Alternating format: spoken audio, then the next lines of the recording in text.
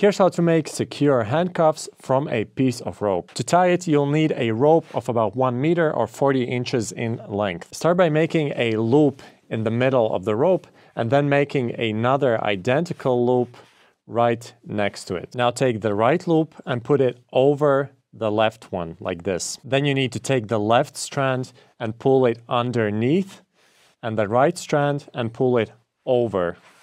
And then pull to each side until the knot forms. In theory, that's how a finished handcuff knot should look like. In this form, it's usually used to temporarily tie animals. But you'll see that if you pull them with enough force, they will become loose. So to keep this from happening, when you put them on and tighten them, you'll need to tie another half hitch knot around each of these loops. So once you've put them on and tightened them, go around this loop and then tuck it underneath itself down at the bottom and tighten it. And do the same thing on the other side by going around and then tucking it underneath itself here at the bottom. And there you go. Now it's pretty much impossible to get out of them without untying the knot or cutting the rope. To learn other useful knots, subscribe to our channel.